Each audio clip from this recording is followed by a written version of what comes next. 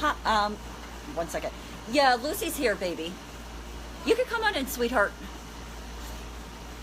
Hello, everybody. Sorry, I had to be mom there for a second. Hold on 1 second. Sweetie, you can come on in, baby. Hold on 1 second. I gotta go be mom. Did you want to play with her? Oh yeah, She can for a little bit. Is your homework done? Promise? Alright. Goose. What's your name, hun? Yep. Jeff? So, sorry, you guys. So, mom is number one priority, and then chronically rah is number two priority. So, you can play for like 20 minutes. So, welcome to Chronically Rah-Rah, Fight for Answers, Fight for a Cure. Thank you for holding for just a second. Like I said, gotta be a mom first.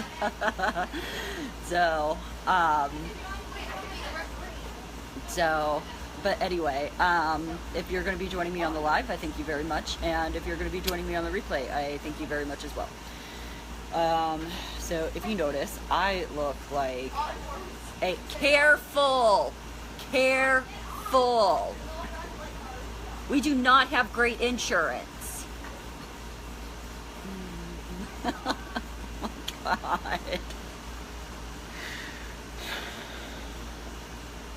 We're like, we love Sean White. Like, quit that shit, because it's expensive.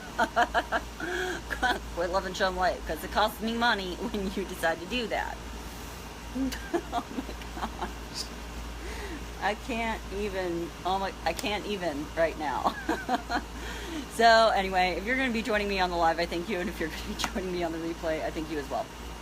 So obviously you see me and I look like a bag. Oh, I look awesome. Like I look hot, don't I? No, I don't. And that's okay. I got my droopy shirt. My hair is all over the place. So I am fighting the ick, something fierce. I feel horrible. I just took some NyQuil straight out of the bottle, like just like back in college. And Josh was like, "Are you even gonna measure that?" Nope. No. I'm just gonna down it. It tastes, oh God, what is the, tastes like Yeg. It's horrible, so it brings back horrible memories. But if it knocks me out in 20 minutes, then I'll just drink the whole gosh damn bottle. I don't care, because that's how I feel.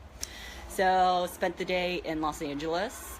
And if I were feeling good, I'd be like, yay, Beverly Hills, that's where I want to be. But today, it is not where I wanted to be. It is the last place in the world that I wanted to be. I did not feel like making the 2.5 hour drive there, and then the 3.5 hour drive back, because there's just, if anybody that's watching this that lives in Southern California, or lives in Southern California, lives in the Los Angeles area, you're like, yep. Got too many damn people here. Oh my gosh. So, anyway, so update, saw the rheumatologist today, talked about the Ehlers-Danlos. Nothing I haven't already heard or, didn't already know, but she was very, very sweet. And as I was, talking, she was like, I want to hear everything, like all your signs and symptoms, head to toe. I was like, freaking bueno. So started from my head, went all the way, like literally started from my head, went all the way down to my feet, and ended up with 3 more doctors referrals. 3 more doctors referrals. I got to get some blood work done, some x-rays done, but I got to fight with insurance first, because Cedars for me is out of network. Now, I know a lot of you are probably thinking, well, why the hell are you going out of network? Well, because Cedars-Sinai is the closest facility that specializes in Ehlers-Danlos syndrome and its comorbidities. So, and it's really important when you have a condition such as Ehlers-Danlos that you have your entire medical team on the same page, like, because it is so important, because that with Ehlers-Danlos, the left hand knows what the right hand is doing. Um, it's just so important because otherwise stuff gets lost in translation. Like it's part of the reason that it takes so long to get it, and she even said it, it's part of the reason that it takes so long to get an Ehlers-Danlos diagnosis, especially of hypermobility type, because no two patients are the same. And it's not, when we were talking about it today, and it's not the, because my body doesn't produce, number one, it doesn't produce enough collagen, and number two, the collagen that it produces is faulty collagen. Like it's a shit show of collagen, excuse my language. So it's outside of the being bendy and twisty, and you've got that stuff on. Arthritis is inevitable. I've got arthritis all over my body. Of course osteoporosis is inevitable, generally at an earlier age.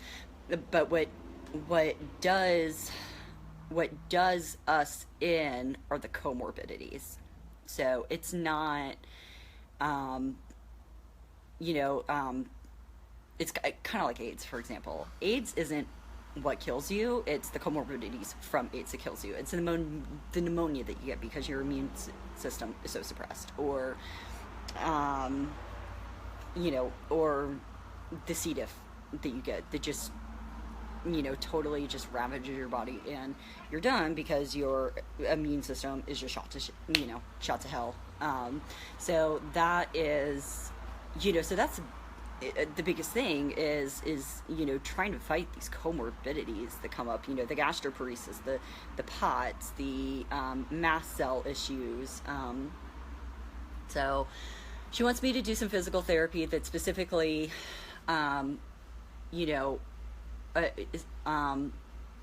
with people that specialize in Ehlers-Danlos, that can work with helping me strengthen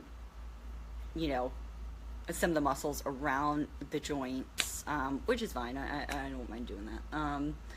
So of course there, I'm going to see a gastro doc at Cedars.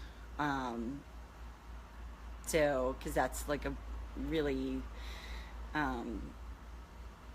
like my stomach is just out of control at this point. I am so bloated now. So again, I was an idiot. I ate some food because, that whole nourishment thing. I know, what the hell was I thinking? Like, I was giving myself nourishment.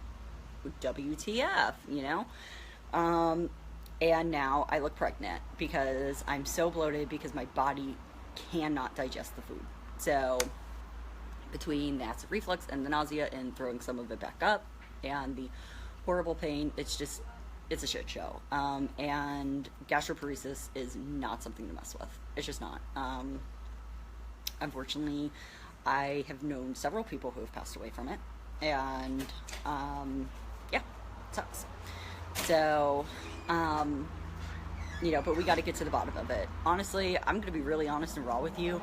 I'm done. Like, get a freaking J tube in me, like the button J tube, just put it in, be done with it. Like, I'm done. Like, I'm tired of going through this. So that, because I'm sick right now, like, it's making the POTS worse, so of course I passed out last night. Luckily Josh was there. It was good. I know you guys are like, why are you laughing about the fact that you're passing out? There is something inherently not right with you. Duh. So anyway, so that's what's going on. I just wanted to give an update. I feel like shit.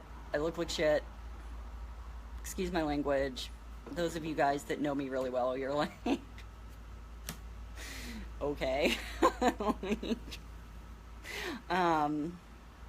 So that's what's going on. It's the biggest thing with the Ehlers-Danlos is just the comorbidities that come with the Ehlers-Danlos, and that no two patients are the same. It's you can't change the genetics. it's, it is what it is. It's a genetic disorder.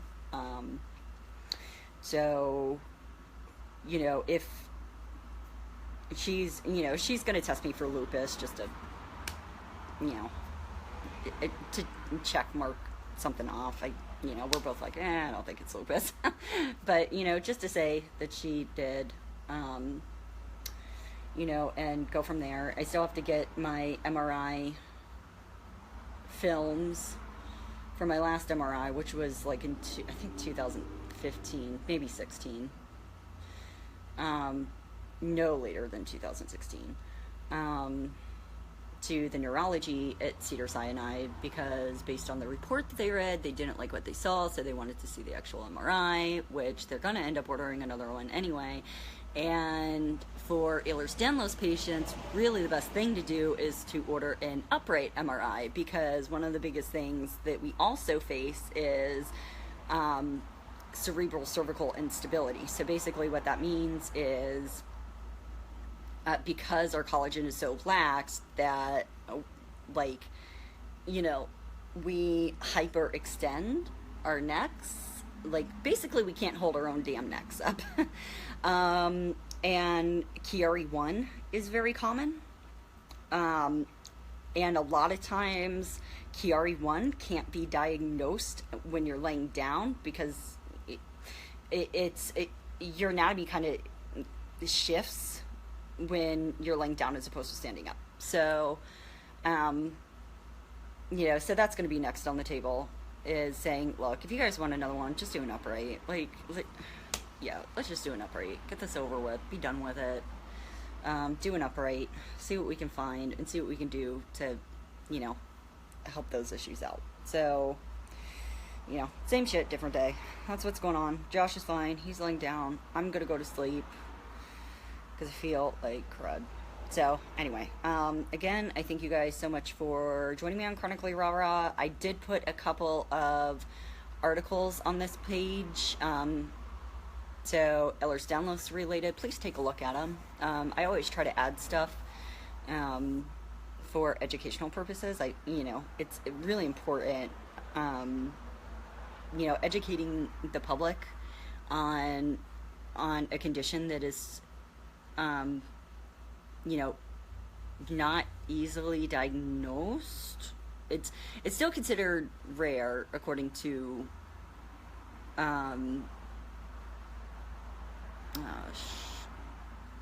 GARD or CARD, or anyway, rare genetic and rare diseases.